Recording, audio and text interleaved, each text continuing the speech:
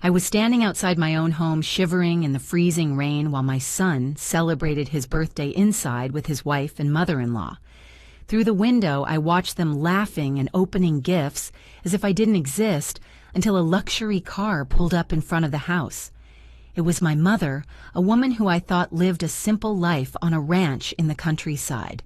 When she stepped out of the car and saw me in that state, her eyes filled with fury. She pointed at the house and said just one word: destroy. But before we continue, make sure you are subscribed to the channel and tell us in the comments, where are you watching this video from? We love knowing how far our stories are reaching. I never imagined the day would come when my own son would leave me outside the house. But that is exactly what happened on the night of his birthday, under a downpour that seemed endless. My name is Sarah. I am 53 years old and I have dedicated my entire life to being a good mother. I raised my son Richard all alone after my husband abandoned us when the boy was barely 5 years old. I worked 2, sometimes 3 jobs to ensure he had everything: quality education, decent clothes, food on the table. I sold the jewelry I inherited from my grandmother to pay for his college tuition. I gave up my dreams so he could achieve his. And he did. Richard graduated in business administration, got a great job, married Ashley, a woman from an old money family, and built a comfortable life. When he invited me to live with them in their new house in an exclusive gated community, I accepted without thinking twice. After all, he was my son. I thought we could finally have a peaceful life together after so many years of struggle. But the reality was very different from what I imagined. From the first day, I realized that Ashley did not enjoy my presence. She had a way of wrinkling her nose when I entered the living room as if I brought a bad smell with me. She made comments about my simple clothes, about the way I spoke about everything. And the worst part was that Richard never defended me. He pretended he didn't hear, looked away, or changed the subject. Richard's mother-in-law, Bertha, was even worse. A pompous woman covered in expensive jewelry and designer clothes who treated me as if I were the housemaid. She was always there, interfering in everything, giving her opinions, emphasizing that she had money and I had nothing. Little by little, I was pushed into a corner of the house.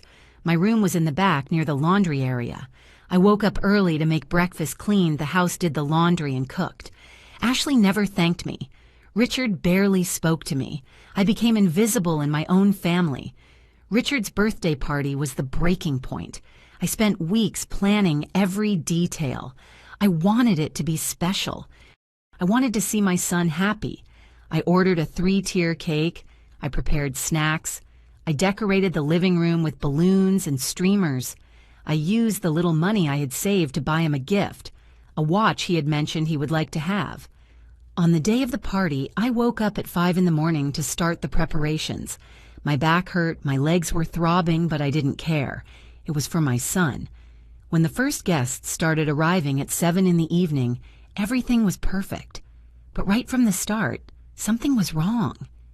Richard greeted me with a quick, almost dismissive gesture and went back to talking with his friends. Ashley circulated through the party in an incredibly expensive dress, all dolled up, receiving compliments. Bertha was by her side, equally elegant, introducing her daughter-in-law to everyone as if she were a star. And me, I was there, serving drinks, collecting empty glasses, carrying trays of appetizers. No one introduced me as the birthday boy's mother. No one thanked me for the work. I was treated exactly like a staff member hired for the event. I tried to approach Richard at one point to give him my gift, but he was so engrossed in a conversation with his business partners that he barely looked at me. He just muttered, "Not now." Mom turned his back on me. The pain I felt in that moment was physical, as if someone had stabbed a knife into my chest and twisted it slowly. That was when Bertha approached me in the kitchen. I was washing some dishes when she walked in with that fake smile that always gave me chills. "Sarah," she said with a tone of voice that pretended to be kind but was pure poison. "Don't you think you are a little out of place here at the party? I mean, look at yourself. Those old clothes, that simple manner. You are embarrassing Richard in front of his friends." I swallowed hard, feeling the tears burning my eyes, but I was not going to give her the satisfaction of seeing me cry. "I am his mother," I replied, my voice trembling. "I have every right to be here." Mother Bertha let out a cruel little laugh. "Honey, you were useful when Richard was a child and needed someone to take care of him, but now he has a real wife, a real family. You are just a burden, an inconvenient reminder of his poor past." Every word was like a slap in the face. I wanted to scream. I wanted to defend myself, but my voice was gone. I stood there holding a wet plate while that woman destroyed what was left of my dignity. If I were you, she continued adjusting the pearl necklace around her neck, I would disappear from this party. I would let the real people celebrate in peace. She left the kitchen with firm steps, leaving a trail of expensive perfume and malice. I stood there for a few minutes shaking, not from cold but from rage and sadness. How had it come to this point? How did my son, whom I loved more than anything in the world, allow them to treat me like this? I took a deep breath and decided I needed to talk to Richard. I needed to look him in the eye and ask him when I stopped being important, when my love and sacrifice stopped being worth anything. I left the kitchen and went to the living room. The party was in full swing. People were laughing, drinking, having fun. The music was loud. Richard was near the gift table opening packages with Ashley by his side. Bertha watched them with pride, as if she were the true matriarch of the family. I walked toward them with my heart hammering in my chest. "Richard," I called out, but my voice was drowned out by the music and conversations. I tried again, louder. "Richard, I need to talk to you." He finally looked at me, and for a second I saw irritation on his face. Irritation, as if I were a nuisance, an unwanted interruption. "Mom, I'm busy right now," he said, without even trying to hide his impatience. "But it is important," I insisted, feeling that people around us were starting to watch. Later, he cut me off and turned his attention back to the gifts. It was at that moment that something inside me broke. I couldn't take it anymore. All the humiliations, all the disrespect, all the accumulated pain exploded suddenly. "No," I said loudly, causing several people to turn around. "It is not going to be later. I need to talk to you now." Silence fell over the room like a heavy curtain. The music was still playing, but all conversation ceased. Everyone was looking at us. Richard turned red with rage. "Mom, you are making a scene," he hissed through his teeth. "I am making a scene," I repeated, feeling the tears finally flowing. "I spent my entire life sacrificing for you. I worked my fingers to the bone to give you everything. And now you treat me as if I were nothing, as if I didn't exist." Ashley approached, her face twisted with disgust. "How embarrassing," she muttered. "At my husband's party." "Your husband is my son," I screamed, losing control completely. "I raised him alone. I sold everything I had so he could study, and you people treat me like trash." Bertha stepped forward with her eyes shining with rage. "How dare you speak to my daughter like that? You are a rude woman with no class. Richard, do something." And that was when the unthinkable happened.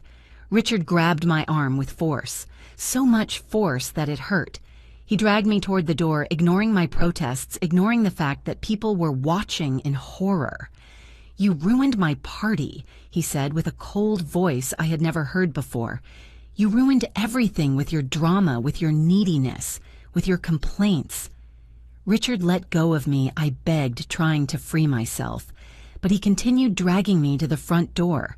Outside, the rain was falling hard, a violent storm that pounded on the roof. "You have to leave," he said, opening the door. "What?" "It is raining," I pointed out in disbelief. "I don't care. You are ruining my night. Get out and only come back when you learn how to behave." Before I could process what was happening, he pushed me outside. I stumbled, almost falling onto the wet porch. "Richard, for God's sake," I screamed. But he just looked at me with those cold eyes, without a trace of the boy I had raised, the son I loved. "You were always a burden," he said with terrifying calm. "Always. I built my life in spite of you, not because of you. And now I finally have a real family. A family that respects me. That has value." And then he slammed the door in my face. I heard the key turn in the lock. I stood there paralyzed while the rain started to soak me. I couldn't believe what had just happened. My son had kicked me out of the house, in the rain, as if I were an unwanted animal. The rain fell with a violence that seemed to have a purpose, as if the sky were crying for me. In seconds, my simple clothes were soaked, sticking to my body. The cold penetrated my skin and reached my bones. I started to shake uncontrollably. I pounded on the door with my fists, screaming my son's name. "Richard! Richard, let me in. It is freezing. Please." But there was no answer, only the sound of the rain and in the distance the murmur of the party continuing inside, as if nothing had happened, as if I didn't exist. I continued knocking weaker and weaker until my hands started to hurt. The tears mixed with the rainwater on my face. I couldn't tell one from the other. Eventually I gave up on the door. My feet were numb inside my soaked shoes. I staggered to the side of the house where there was a large living room window, the window through which I could see everything, and what I saw tore me to pieces. The party continued as if I had never been there. The music had started playing again. People were laughing again, talking, drinking. Richard was in the center of the room, smiling broadly, receiving congratulations and hugs. Ashley was glued to him, beautiful and elegant. The perfect wife. Bertha circulated among the guests, distributing smiles and animated conversation. No one mentioned what had just happened. No one seemed uncomfortable with the fact that the birthday boy's mother had been expelled into the rain. I pressed my frozen hands against the window glass, watching that scene as if I were a ghost, looking at the world of the living. I was there a few yards away, but I might as well have been millions of miles away. I was invisible, disposable. I saw when they brought out the cake. That beautiful cake I had ordered, which had cost almost all the money I had saved. Richard and Ashley held the knife together and cut the first slice while everyone applauded. The way they looked at each other, the intimacy, the complicity, it was as if I had never existed in his life. Bertha took a piece of cake and offered it to Richard with a maternal smile, the smile that should have been mine, the role that should have been mine. I felt my throat close up. My body was shaking so much I could barely stay standing. The cold was terrible, piercing. My lips must have been purple. My hands were so frozen I couldn't feel my fingers anymore. How long did I stay there? I don't know. It could have been 20 minutes or 2 hours. Time lost its meaning. Only the cold existed, the rain, and that torturous vision through the window. At some point my legs gave out. I collapsed on the wet ground of the garden, sitting in a puddle of mud and rainwater. I no longer had the strength to stand up. I didn't have the strength for anything. Memories flooded my mind. Richard as a baby crying in the middle of the night, and me rocking him until he fell asleep, even though I was exhausted after a double shift at work. Richard as a child falling off his bike, and me running to comfort him, cleaning his scraped knees with so much care.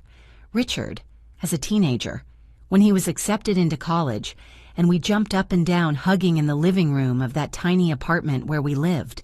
Where did it all go wrong? At what moment did my son turn into this cold and cruel stranger? The rain continued relentlessly. Now I was coughing, feeling my chest tighten. The cold was hurting me. I knew it, but I couldn't move. I was paralyzed by pain, by humiliation, by betrayal. Through the fogged window, I saw Richard opening gifts, expensive packages wrapped in beautiful paper with elaborate bows. He smiled for each one. He thanked them effusively. Where was my gift? The watch I had bought. Probably thrown in some corner, ignored, just like me. People at the party started to dance. The room filled with movement, with life, with joy. And me out there sitting in the mud, dying of cold, being forgotten. Did anyone in there even think about me? Did any of the guests wonder where the birthday boy's mother was? Or did they all simply accept the narrative that Ashley and Bertha certainly spread, that I was a problem? An inconvenient relative who caused a scene and had to be removed?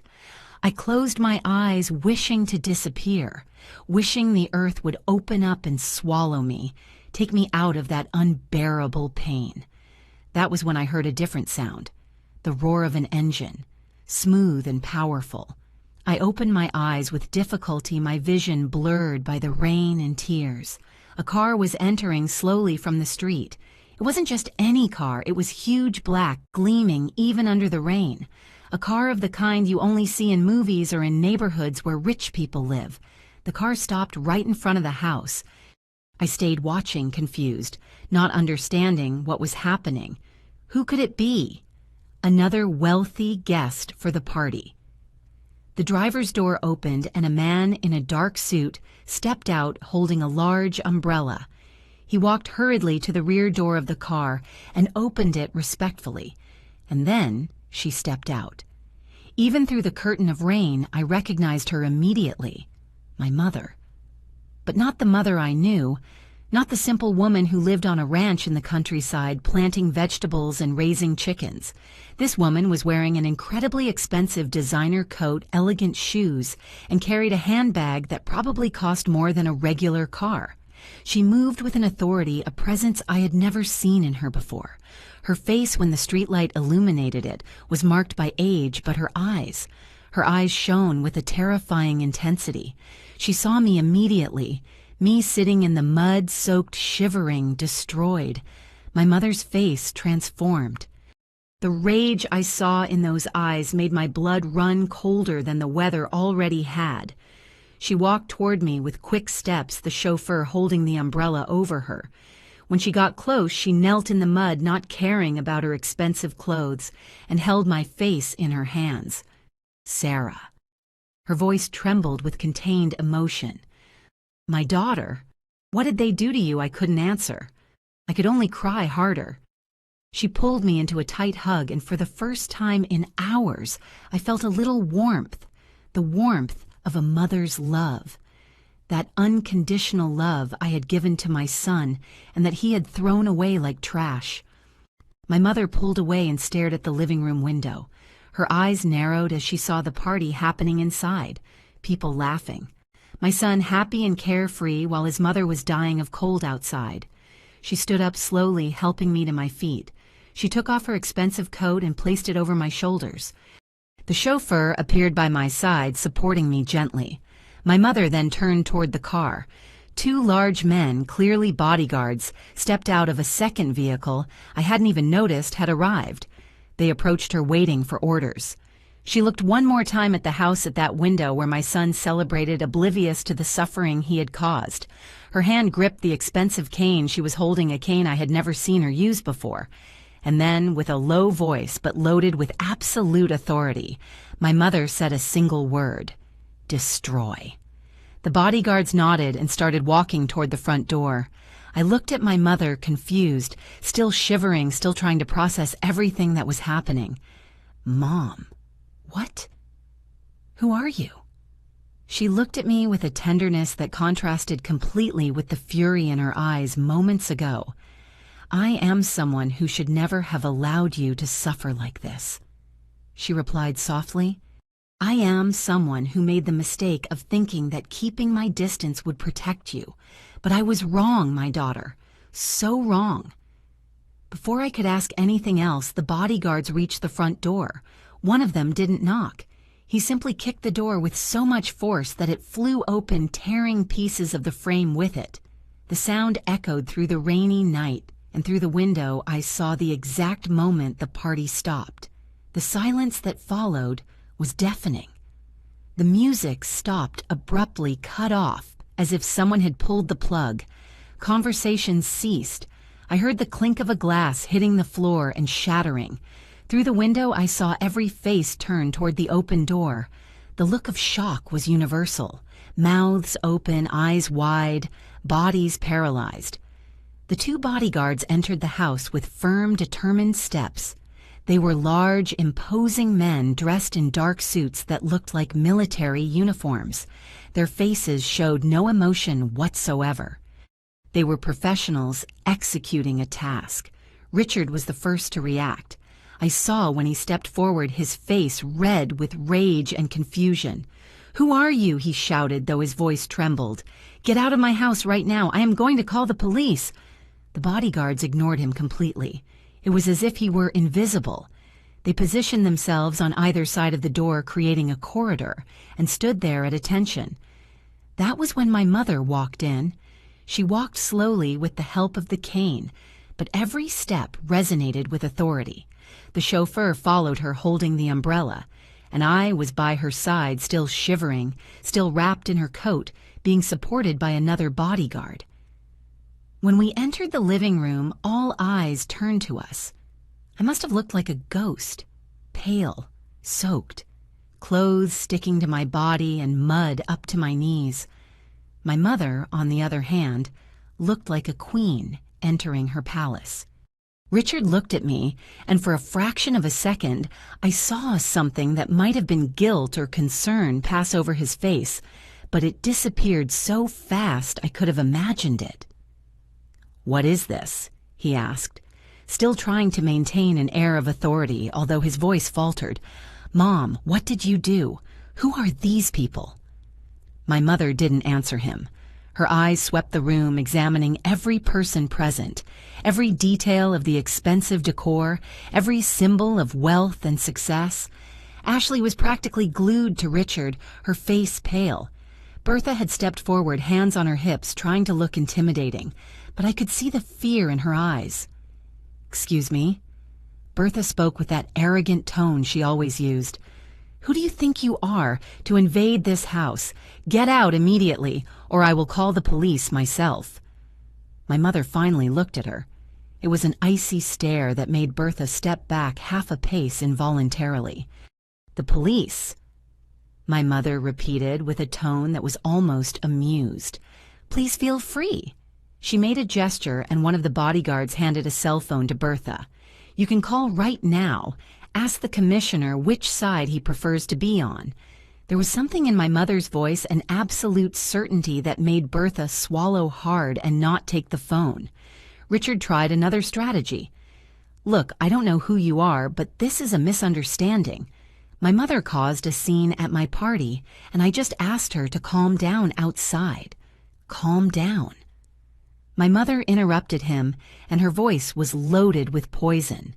"You locked your mother outside during a storm, the woman who raised you alone, who sold everything she had to pay for your education, who worked her fingers to the bone to give you a decent life, and you locked her in the rain like she was a stray dog." Richard went pale. "How do you know that I know everything my mother cut him off? I know every sacrifice my daughter made for you. I know every tear she shed, and I know exactly how much you are worth, which is nothing." She struck the cane on the floor, and the sound echoed through the silent room like a gunshot. "My name is Margaret Sanders," she announced, and I saw several faces pale as they recognized the name. "And this house, this car in the garage, this job you have," she pointed to Richard, "everything belongs to me." Richard staggered as if he had been punched. What are you saying?" My mother signaled, and the chauffeur handed her a leather briefcase. She opened it and took out several documents. "Do you think you achieved all this alone?" she asked with a bitter smile. "Do you think a fresh graduate simply gets a manager position at a multinational company, that he gets a loan approved for a house of this size with no credit history?" She threw the papers on the coffee table. "I invested in you, for my daughter, because I wanted to see her happy. I put my money, my contacts, my influence to build your life. Every step you climbed was because I opened the doors, and you used all of that to humiliate the woman who loved you most in this world." The silence in the room was absolute. You could hear people's heavy breathing. Richard picked up the documents with shaking hands. His eyes raced across the pages, opening wider and wider. "This cannot be true," he muttered. "I earned everything with my effort, your effort." My mother let out a humorless laugh. "You were mediocre your whole life. Your grades were bad. Your performance at work is merely satisfactory. The only reason you haven't been fired yet is because I personally guaranteed your position, and I paid your mortgage when you missed payments 3 times last year." Ashley, who had been quiet until then, let out a sharp scream. "It's a lie, Richard, she is lying." But Richard was looking at the documents, and the truth was written there, undeniable. "She is telling the truth," he whispered, looking like he was in shock. "My God, it is all true." Bertha tried to regain control of the situation. "Even if that is true," she said with a shrill voice, "what do you want, money? How much we can pay?" "Pay," my mother repeated, and her eyes shone dangerously. "Do you think this is about money?" She turned to the bodyguards. "Start." And then it all happened very fast. The bodyguards moved with military efficiency. They were not violent with people, but they were relentless with objects. The gift table was overturned, sending expensive packages crashing and scattering across the floor. The 3-tier cake, that beautiful cake I had ordered, was shoved off the table and smashed onto the floor in an explosion of cream and dough. People screamed and ran to the walls, trying to get out of the bodyguard's way. Ashley was crying hysterically. Bertha tried to intervene and was gently but firmly pushed aside. The expensive paintings on the walls were ripped down. Crystal vases were knocked over. Curtains were pulled from the windows. The expensive sound system was unplugged and thrown to the floor with a crash. "Stop!" Richard shouted, trying to stop the bodyguards. But it was like trying to stop a moving train. "Stop this. This is my house." "No," said my mother calmly. "It is not." She made another signal, and more people entered through the door. Lawyers, it seemed, carrying more briefcases and documents. "This property is registered to a holding company of which you are only a temporary beneficiary," one of the lawyers explained in a monotone professional voice. "Mrs. Margaret Sanders is the majority owner and has full rights to rescind the agreement at any time, especially in cases of breach of contract." What breach of contract? Richard was desperate now. The clause requiring dignified and respectful treatment of family members, the lawyer replied, consulting the documents. "Specifically, Mrs. Sarah Sanders, your mother." Richard's jaw dropped. But I didn't know that. I never read that contract. I didn't even know my grandmother was involved." "Ignorance is no excuse," my mother said coldly. "You signed, and you broke the terms." The guests started to flee. One by one, they escaped through the door, murmuring apologies without looking back. No one wanted to stay near what was turning into a total disaster. Ashley grabbed Richard's arm. "Do something," she screamed. "Are you going to let them destroy everything?" But Richard was paralyzed, looking at the destruction around him, the documents in his hands, at my mother standing there like an avenging goddess. And then his eyes met mine. I was still there, shivering, wet, destroyed. But something had changed. I was no longer alone. I was no longer the invisible woman who could be discarded without consequences. Mom said Richard, and for the first time that night his voice had real emotion. Fear. Regret. Maybe. I am so sorry. I didn't know. I didn't understand. "Now you know," I replied, and my voice came out firmer than I expected. "Now you know what it is like to be outside, what it is like to be treated like nothing." Tears began to stream down his face. "Please, please forgive me. I was an idiot, I know, but I am your son. You can't abandon me like this." The words hit me like knives, because he was right. He was my son, and despite everything, despite all the pain, all the humiliation, a part of me still loved him. But my mother didn't have those emotional attachments. "Sarah isn't going to abandon you," she said, "but I am going to teach you a lesson you apparently never learned. Actions have consequences." She turned to the lawyers. Execute the documents. I want this family off this property in 1 hour. Complete chaos. That is the only way to describe what happened in the following minutes. Ashley collapsed, falling to her knees on the floor and sobbing uncontrollably. Bertha was screaming at the lawyers, threatening lawsuits, career destruction, everything her mind could formulate. Richard simply stood there, staring at nothing, as if his brain had shut down in the face of the impossibility of processing such a reversal. The bodyguards continued their methodical work. Everything that represented luxury, comfort, ostentation, everything was systematically removed or disabled. The expensive lamps were turned off. The electronics were unplugged. Even the designer clothes that were in the master closet started being packed into black bags. "You have 1 hour," one of the lawyers repeated, looking at the expensive watch on his wrist. "After that time, anyone still on the property will be considered a trespasser and treated as such." Ashley finally stood up, her face stained with makeup and tears. "This is insane," she screamed, pointing at my mother. "You can't just kick us out like this. We have rights. I am going to call my dad. He knows important people. He is going to—" "Your father," my mother interrupted her, and there was a touch of cruel amusement in her voice. "You mean Mr. Albert Mendez, who owes $3 million to the bank where I am the majority shareholder. Please call him. I am sure he will be delighted to know that his daughter wants to complicate his situation even further." Ashley went completely pale. Her mouth opened and closed, but no sound came out. Bertha tried one last play. "We are going to a hotel," she announced, trying to regain some dignity. "A 5-star hotel. And tomorrow we are going to consult our own lawyers and resolve this." "With what money?" asked my mother calmly. Richard's bank accounts were frozen by court order about— She looked at her watch. 15 minutes ago. Unauthorized debits, misuse of corporate funds, several irregularities my auditors found in the last few months.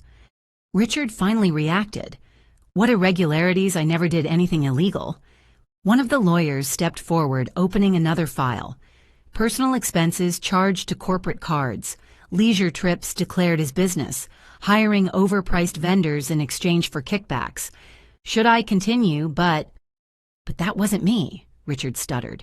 "That was— Everyone does that. It is normal in the corporate world." "Normal does not mean legal," the lawyer replied coldly. "And your position was conditional on impeccable ethical behavior. You failed." I watched all of that in silence, still shivering from the cold, but starting to feel something different. It wasn't satisfaction exactly. It was more like justice, as if the universe had finally rebalanced itself. Richard turned to me again, desperate. "Mom, make it stop. You still have power over her. She is your mother. Please, I will change, I promise. I will treat you better. I will—" "Enough," I said, and my voice came out firm, clear, without any tremor. "Enough, Richard." He looked at me with the eyes of an abandoned dog, but I no longer felt pity. "You had years to treat me well," I continued. "Years where I served you, loved you, did everything for you, and you treated me like trash. You let your wife and mother-in-law humiliate me. You kicked me out of the house in the rain. You chose. But I didn't know Grandma was rich." He exploded and immediately realized the mistake. The silence that followed was devastating. "So that is it," I said softly. "You aren't sorry for treating me badly. You are sorry for losing the money you didn't even know existed." He tried to defend himself, but the words died in his throat. Because it was true, and everyone there knew it. My mother put her hand on my shoulder gently. "Let's go, Sarah. You need medical care, dry clothes, and rest. This place," she looked around with disdain. "This place is no longer your problem." "Where are we going?" I asked, still processing everything. "Home," she replied simply. "To your real home." We started walking toward the door. The bodyguards immediately positioned themselves around us, creating a human shield. Richard tried to follow me, but was blocked. "Mom," he shouted, "don't abandon me. I am your son, your only son." I stopped. I didn't turn around, but I stopped. You stopped being my son the moment you locked me outside, I said with my voice trembling but firm. A son doesn't do that to his mother. A son doesn't choose a comfortable life at the expense of the suffering of the one who raised him. But I love you, he cried. I finally turned to look at him. He was on his knees, on the floor, amidst the wreckage of the party, surrounded by legal papers and broken objects. He looked small, pathetic. No, I said. You love the idea of having a mother to serve you. You love having someone to blame when things go wrong. But you never truly loved me. Because love doesn't treat people like that. Ashley was clinging to Bertha, both crying. The mother-in-law, who had been so arrogant, so cruel, now looked like a frightened, lost old woman. Aunt Sarah Ashley sobbed, using a term she had never used before. Please have mercy. We have nowhere to go. I could have felt pity. Years ago, I would have. But not now. Not after everything. You have 50 minutes, I said, looking at the clock on the wall. I suggest you start packing. We left the house while they were still there, paralyzed by shock. The chauffeur was waiting for us with the umbrella. The rain had slowed to a light drizzle, but it was still cold. My mother helped me into the car. The interior was luxurious with heated leather seats and a soft smell of expensive perfume. She took a soft blanket and covered me carefully. Rest, she said gently. We still have a lot to talk about, but right now you need to recover. I rested my head on the seat and closed my eyes. I could hear my mother giving instructions over the phone. Doctor on call, new clothes, hot tea prepared at home, her home, my new home. As the car drove away, I couldn't resist and looked out the rear window. I saw the house all lit up with people going in and out carrying things. I saw Richard still at the door watching the car leave, his face wet. I don't know if from rain or tears, and I felt nothing. The cord had been cut, finally. The trip to my mother's house took about 40 minutes. I fell asleep halfway there, exhausted emotionally and physically. When I woke up, we were passing through a huge gate with bodyguards and cameras everywhere. The property was gigantic, immense gardens illuminated even at night, a long driveway flanked by ancient trees, and at the end a mansion that looked like it came out of a movie, 3 stories of classic architecture with wide balconies and lit windows.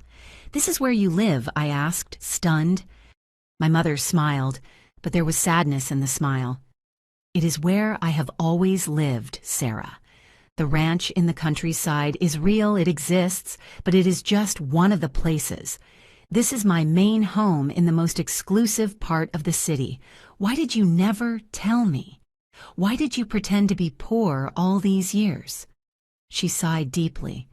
"Because your father met me when I was already rich, and he used me. He married me for the money, not for love. When I realized I was pregnant with you, he tried to blackmail me, threatened to kidnap you if I didn't give him half the fortune." I looked at her in shock. "I didn't know." "Because I protected you," she continued. "I made a deal with him. He would stay away in exchange for monthly payments. And I raised you, making you believe we were simple, so you would grow up without attracting attention, without being a target. When you grew up and chose to have a simple life, to marry a simple man, to have a son, I thought I had made the right decision, that you would be happy like that. But did you always know what was happening?" "Not always," she admitted. "You pulled away when Richard was born. You said you wanted to do it all alone, prove you could. I respected that, but I kept people watching from a distance. And in recent years, when I found out how that ungrateful boy treated you," her eyes flashed with rage, "I wanted to intervene. But you are proud like me. You wouldn't accept help. So you waited until it was unbearable," she finished. "Until he crossed the line of what is acceptable, and he crossed it tonight." The car stopped in front of the mansion. The door opened and a crowd of staff was waiting for us. Housekeeper maids, a doctor with a briefcase, all in impeccable uniforms. The next few hours passed in a haze. I was taken to a huge room with a bed the size of a small living room. They gave me dry, soft, expensive clothes. The doctor examined me, diagnosed mild hypothermia and severe stress, gave me medicine, and recommended rest. I took a hot bath, the longest of my life, letting the hot water wash away not only the dirt, but also a bit of the pain. When I came out, there was food waiting. Hot soup, fresh bread tea with honey. I ate slowly, savoring every spoonful, every sip. My mother appeared when I finished, now dressed in comfortable loungewear. "How do you feel?" confused, I admitted. "It is all very much." "I know." She sat on the edge of the bed. "It is going to take time to process. But Sarah, you need to understand one thing. None of this was your fault. You were an exceptional mother. What Richard became was his choice. But I failed somewhere. I insisted, feeling the tears returning. If I had raised him better, if I had— "No," she interrupted me firmly. "You gave love, dedication, sacrifice. What more can a mother give if he chose to be ungrateful, greedy, cruel? That reflects his character, not yours. What is going to happen to him now?" My mother got serious. "He is going to learn to live without privileges he never deserved. The company has already fired him. The house is being sold. The accounts are being audited. He will have to rebuild his life from scratch with his own hands like you did." And Bertha Ashley already called her father, who apparently had a monumental fit of rage upon learning that his daughter ruined any chance of negotiating his debt. Bertha well. She will have to find out what it is like to depend on the kindness of others. I stayed silent for a moment. "It seems cruel." "It is fair," my mother corrected. "There is a difference." She hugged me, and for the first time in decades I felt truly safe. "Rest now," she whispered. "Tomorrow we start a new chapter." And that was what I did. I sank into that incredibly comfortable mattress covered by sheets with a thread count I didn't even know existed. And I slept. I slept without dreams, without nightmares, without interruptions. For the first time in years, I slept in peace. I woke up with the sun streaming through the huge bedroom window. For a few seconds I was disoriented, not recognizing where I was. Then everything came back. The party, the rain, my mother, the destruction. I sat up in bed slowly, expecting to feel pain or regret. But what I felt was relief, a deep and liberating relief. There was a breakfast tray waiting on a side table, fresh bread, fruits, juices, aromatic coffee. A handwritten note said, "Eat calmly. I will meet you in the garden when you are ready." Mom. I ate slowly, savoring every bite. It was amazing how simple food could taste so good when you didn't have to prepare it all with your own hands while being criticized. After coffee, I found new clothes in the closet. Elegant but comfortable. They fit me perfectly. My mother must have guessed my size or sent someone to buy them during the night. When I went downstairs, a gentle maid guided me to the garden. It was even more impressive in the daylight.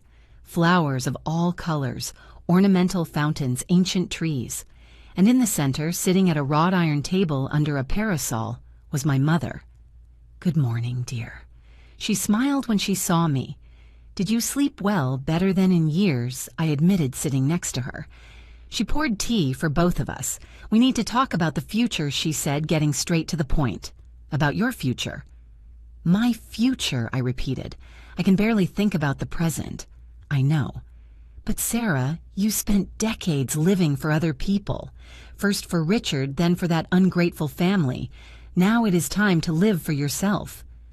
"I don't even know where to start," I confessed. She took my hand. "Start by letting me help. Not out of obligation, not out of pity, but because you are my daughter and I love you, and because you deserve it." In the following days, my life changed completely. My mother wasn't joking about helping me rebuild. She brought in psychologists to help me process the trauma, nutritionists to help recover my health, Even an image consultant who with much care and respect helped me develop a style of my own. But the most important thing was the education. My mother started teaching me about her businesses, properties, investments, companies. At first it was overwhelming. I was just a housewife. What could I understand about the corporate world? But my mother was patient, and I discovered I was smarter than I thought. Decades managing a tight budget, making money stretch, negotiating with vendors, all that had given me valuable skills. You were always an executive, my mother said once. You just never had the right resources. 3 weeks after that fateful night, I received a letter. It was from Richard, handwritten on common paper with shaky handwriting. My mother was with me when I opened it. Mom. I don't even know how to start this letter. Sorry seems so inadequate for what I did, but it is all I have. You were right about everything. I was the worst human being I could have been. I treated you like trash when you deserved to be treated like a queen. These last few days have been the hardest of my life. Ashley left me. She is back with her parents and apparently is already seeing someone else. Bertha blames me for everything and barely speaks to me. I am living in a tiny rented room working as a delivery driver to pay rent. But you know something, I think I deserved it. Every second of this misery, I deserved it. Because now I know how you felt. All that rain, all that cold, all that loneliness, I understand it now. And it breaks my heart to know that I was the one who made you feel that way. I am not writing to ask for forgiveness. I don't expect you to forgive me, because I wouldn't forgive myself in your place. I am writing just to say I am so sorry, and that you were always an incredible mother. The problem was always me. I hope you are happy. Truly. You deserve all the happiness in the world. Your son, if you still consider me that, Richard. I finished reading with tears in my eyes. My mother waited in silence. What do you want to do? She asked finally. I don't know, I admitted. Part of me wants to run to him, help him, because even after everything, he is still my son. But another part knows he needs to learn the lesson my mother completed. Sarah, you can love him and still let him face the consequences of his actions. One thing does not cancel out the other. Do you think he truly changed? I think he is starting to change, she said carefully. But real change takes time. A pretty letter doesn't erase years of terrible behavior. I put the letter away. I didn't answer. I wasn't ready yet. More weeks passed. My transformation continued. It wasn't just physical, although that had definitely changed. It was mental, emotional, spiritual. I was turning into someone I didn't know. Someone strong, confident, capable. My mother started including me in business meetings. At first I just watched, learning. But eventually I started giving opinions, and people listened. Not because I was the boss's daughter, but because my ideas made sense. You have a natural talent for this, one of the executives told me after a particularly successful meeting. Have you considered working with us permanently? I hadn't, but now I was considering it. 2 months after that night, I received another letter from Richard. This time it was shorter. Mom, I got a better job. Nothing fantastic, but it is honest. I am saving money. I started therapy too. The psychologist says I have a lot of work ahead of me. I don't expect an answer. I just wanted you to know I'm trying to be better, not for the money, not to impress you, for myself, because I realized I didn't like the person I had become. With love, Richard. This time I replied, a short neutral letter wishing him good luck on his journey, but making it clear that reconciliation was not on the table at that moment.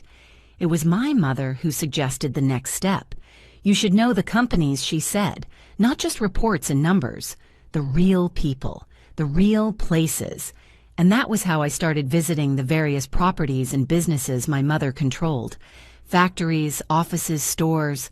I talked to managers, to employees, to customers, and I discovered I was good at it. Really good. People responded to me.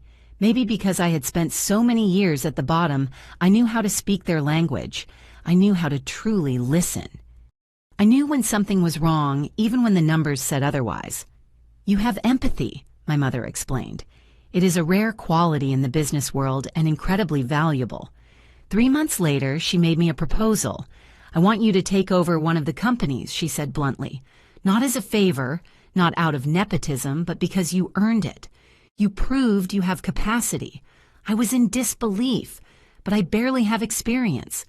"You have 40 years of real-life experience," she corrected, "in solving problems with limited resources, in managing crises, in persisting when everything is against you. That is worth more than any MBA." And that was how I became the general director, the CEO of one of the group's subsidiaries, a medium-sized company, nothing gigantic, but profitable and stable. A good place to start. The first few months were challenging. I made mistakes, many mistakes, but I learned from each one.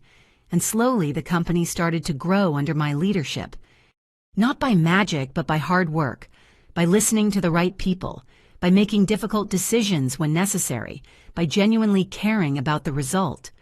1 year after that rainy night, I was a completely different woman. Not only in appearance, although that had definitely changed, but in essence. I had found my purpose, my strength, my voice. And it was exactly 1 year later that I received an unexpected call.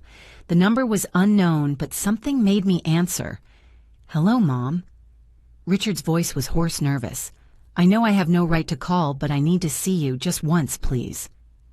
I stayed silent for a long moment. Why? Because I need to look you in the eye and apologize for real. Not by letter, not by phone. Personally. You don't have to forgive me. Just give me that chance. I looked out my office window. Yes, my office. Overlooking the city with my plaque on the door. I thought about everything that had happened in this last year. How much I had grown, changed, evolved. "I will think about it," I finally replied.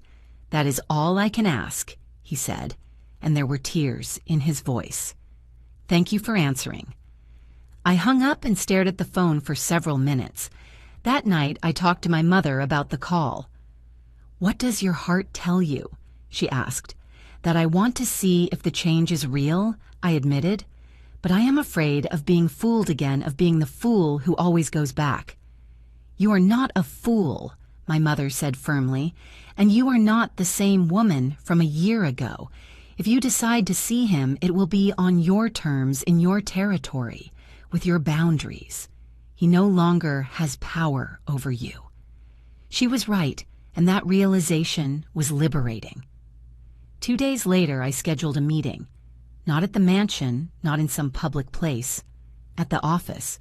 I wanted him to see me in my element in the world I had built for myself. When Richard entered the conference room, I almost didn't recognize him. He had lost weight, looked older, more tired. His clothes were simple but clean. There was no longer any trace of the arrogant and successful man who had kicked me out that night. He stopped when he saw me, his eyes widening. "Mom, you look incredible." I was, dressed in a tailored suit, hair professionally done, makeup, discreet but flawless. I was the image of success and power. "Sit down." I pointed to a chair on the other side of the table. He sat down, nervous, his hands trembling slightly. For a long moment, neither of us said anything. We just looked at each other, measuring, evaluating. "You said you wanted to apologize personally," I started. "I am listening." Richard took a deep breath, as if preparing for the most important moment of his life. "Mom, I was the worst person I could have been. I treated you like trash when you deserved worship. I chose status and money over true love. I kicked out the woman who gave me life, who sacrificed everything for me as if you were worth nothing." Tears began to stream down his face. And the cruelest thing is that I didn't realize how wrong I was until I lost everything, until I was on the other side, feeling the cold, the loneliness, the abandonment. It was only then that I understood what I had done to you. He wiped his tears with his shirt sleeve. This last year was hell, but it was a necessary hell. I needed to hit rock bottom to look up and see how far I had fallen. I started therapy, Mom, real therapy, and I discovered things about myself that are hard to accept. I discovered I was always insecure. I always felt inferior, and I used you as a scapegoat to feel better. And Ashley? I asked, keeping my voice neutral. She was with me for the money, he said bitterly. The second we lost everything, she left. She is married now to an older businessman. Bertha disappeared too. I found out she was siphoning money from us. Ironically, we were all parasites feeding off each other. He looked me in the eye. I am not asking to come back. I don't expect you to support me or help me financially. I am working, paying my bills, building a life on my own. It is far from glamorous, but it is honest. And for the first time in my life, I am proud of myself, not for what I have, but for who I am trying to be. Why tell me this? I asked. Because you deserve to know that your sacrifices were not completely in vain, he replied. Yes, I was a monster for a long time, but deep down somewhere, the lessons you tried to teach me were still there, and they are starting to bloom now, even if it is too late. I stayed silent, processing his words. Part of me wanted to believe. Part of me was still too hurt. Richard, I said finally, I heard you, and I recognize you are trying to change. But forgiveness. Forgiveness is not something I can give just like that because you asked nicely. I know, he said quickly. I don't expect that. Let me finish, I continued. Forgiveness is a process. And honestly, I don't know if I will ever be able to completely forgive what you did. That night destroyed me in ways you will never fully understand. He bowed his head, ashamed. But I went on. I am willing to consider reconnecting. Slowly. With clear boundaries. If you really changed, you are going to prove it with actions, not words. And that is going to take time. Years, maybe. He looked up and there was hope in his eyes for the first time. I accept any condition, any rule. I just want a chance to have my mother back, even if it is just as an acquaintance at first. Family therapy, I said. You, me, and a professional therapist. If we are going to try to rebuild something, it has to be the right way. Yes, absolutely yes. He accepted immediately. And you need to understand that I am no longer that woman you could manipulate or belittle. I changed. I grew. I have my own life now, my own goals. I am not going back. I don't want you to go back. He said sincerely, you are incredible, powerful. You are who you should have always been if I hadn't held you back. I sighed. So let's try. Slowly. But Richard, at the first sign that you are returning to old patterns, I disappear. Definitely. Understood. Understood. And I won't disappoint you again. I promise. We ended the meeting with a handshake. Not a hug. Not yet. But a firm handshake that sealed a new beginning. After he left, I sat in my office for a long time. I didn't know if I had done the right thing, but I knew I had done my thing. On my terms, and that made all the difference. The following months were strange. Richard and I started meeting regularly, always in family therapy sessions first, and eventually for short and tense coffees. He kept his word. He didn't ask for money. He didn't try to get close to my mother to get favors. He simply showed up. He talked. He shared about his life. He listened about mine. And slowly, very slowly, I started to see the boy I had raised emerge from the terrible man he had transformed into. Not completely, not yet, but there were sparks of him there. In one of the therapy sessions, months after reuniting, he said something that marked me. Do you know what the most ironic thing about all this is? He was looking at his hands while he spoke. I spent so much time trying to be rich and important that I lost the only thing that really mattered. You. When I had you, I had everything, but I was young and stupid to realize. The therapist watched us attentively. Sarah, she addressed me. How do you feel hearing this sad? I admitted. Sad because it is true, but also relieved because I am no longer that person who needs to be needed to feel valuable. I have value for myself now. "And do you need her now?" the therapist asked Richard, not in the way I needed her before he replied carefully. Before I needed her to serve me, to validate my ego, to be my emotional punching bag. Now I just want her in my life because she is my mother, because she loves me unconditionally even when I didn't deserve it, and because I finally learned to love her back the right way. I looked at him, searching for signs of manipulation or falsehood, but all I saw was raw and painful sincerity. "You are doing well," said the therapist, looking at both of us. "This journey is not linear. There will be setbacks, difficult moments, but you are doing the work, both of you." After that session, Richard asked if we could talk a little more. We went to a nearby cafe. "Can I ask you something?" he said nervously, moving the coffee cup. "Sure." "Are you happy?" "Really?" The question took me by surprise. I thought about it for a moment. "Yes," I replied, and realized it was true. I am. For the first time in decades, I wake up excited. I have purpose. I have challenges that stimulate me. I have people who respect me. I have a mother who loves me and supports me, and I am learning to love myself too.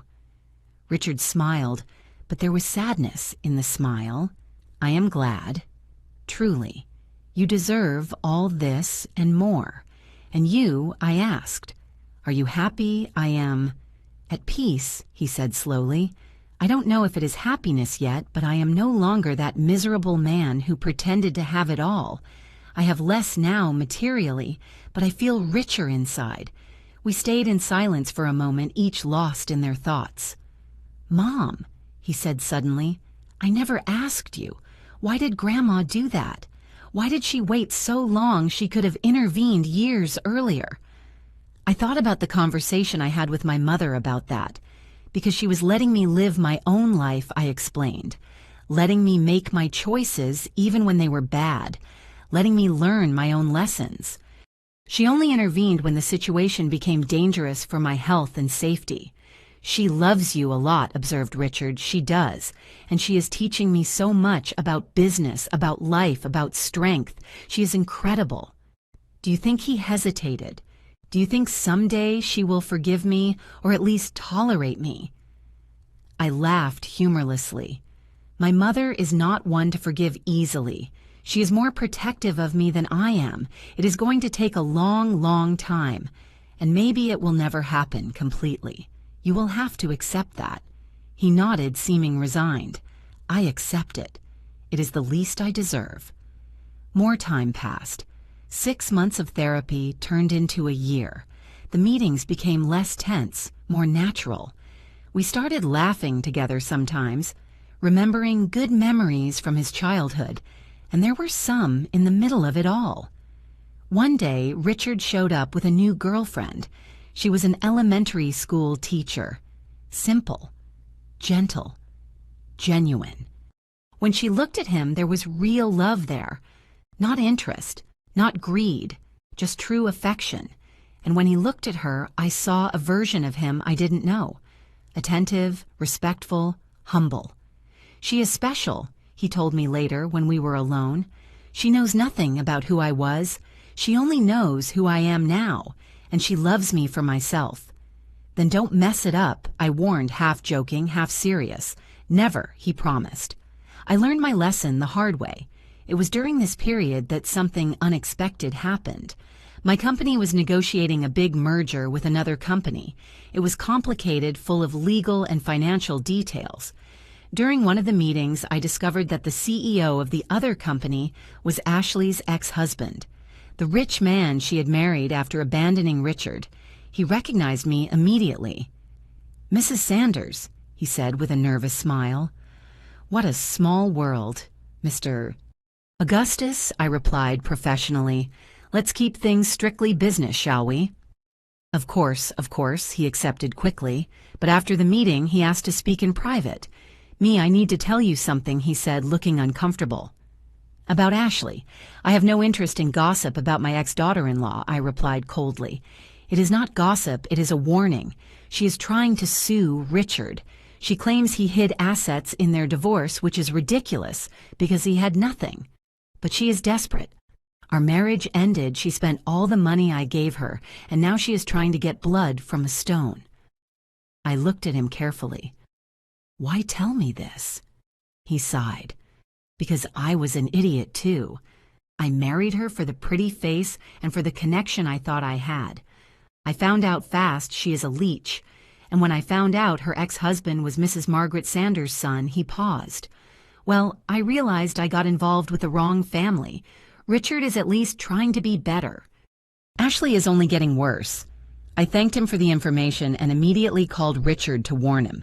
He already knew about the lawsuit and had a cheap lawyer dealing with it. Let me help you. I offered, surprising myself.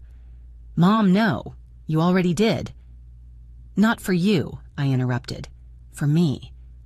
Because I refuse to let that woman continue to be a problem in our lives. I am going to put my lawyers on this, the best ones, and we are going to end this charade once and for all. There was silence on the other end of the line. Then, with a choked voice, Thank you, Mom, thank you so much. You are welcome. Now go to work and stop worrying about that. The lawsuit was quickly crushed. My mother's lawyers not only proved that Richard had no hidden assets, but also presented evidence that Ashley had falsified documents to support her allegations. She ended up having to pay a heavy fine and was almost criminally prosecuted for fraud. The last I heard of her was that she had moved to another state with a destroyed reputation. Karma had done its full work. 2 years after that rainy night, my life was unrecognizable. I was CEO of not just one, but 3 companies in my mother's group. I had a team of executives who genuinely respected me. I participated in conferences, gave interviews, was consulted on important decisions. More importantly, I was happy, truly deeply happy. Richard was rebuilding his life at his own pace. He married the teacher, a simple and beautiful ceremony. I attended. My mother didn't. There was still a lot of resentment there, and I respected that. But I went and I cried tears of genuine joy watching him say, I do, to a woman who truly loved him. They had a baby a few months later, a girl. Richard called me from the hospital, emotional.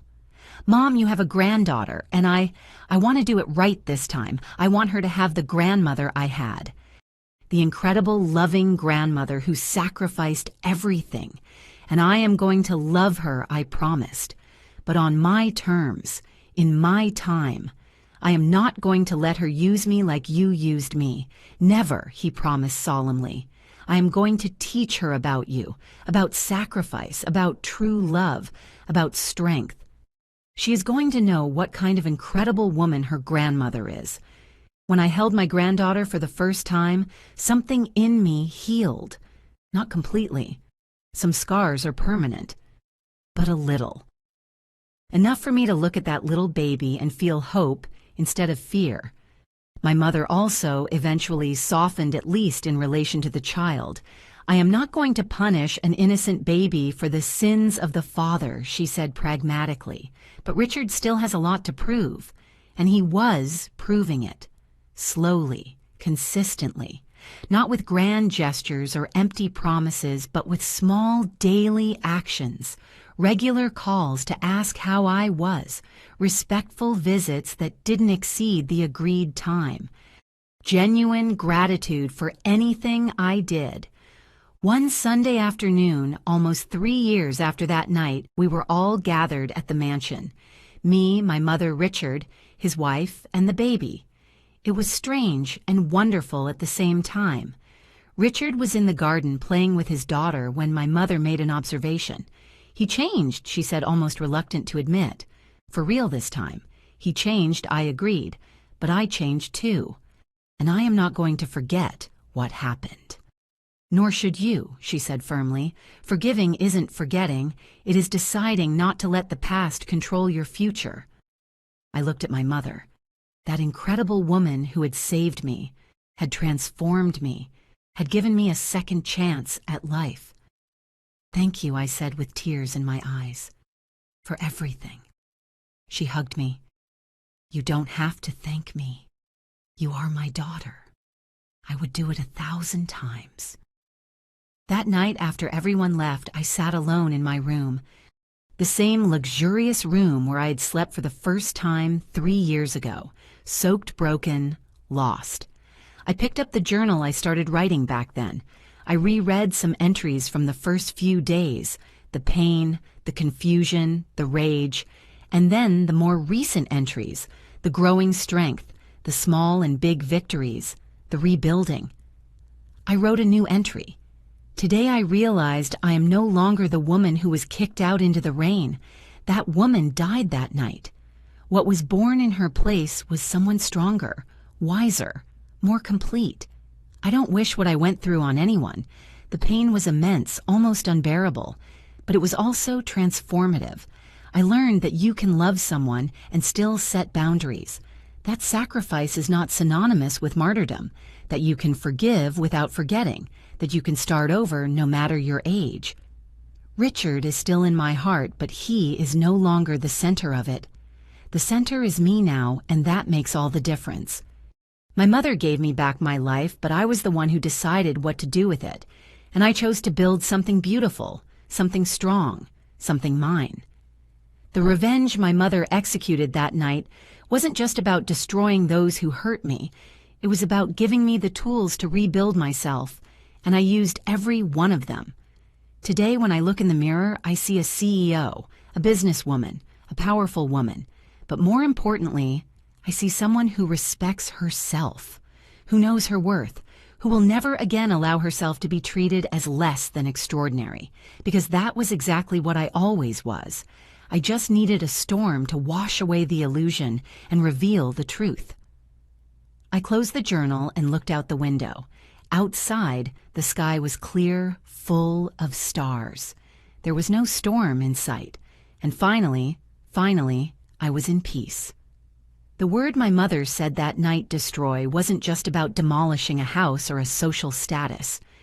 It was about destroying a version of me that accepted crumbs, that believed suffering was love, that confused sacrifice with self-destruction. That version needed to be destroyed so this new version could be born. And I was born. From the ashes, from the rain, from the pain. I was reborn, and now I was finally living. For real. Now, if you like this story, click subscribe, and tell me in the comments which part left you with your mouth open. Oh, and don't forget to become a member to get access to exclusive videos that I don't publish here. I will see you there.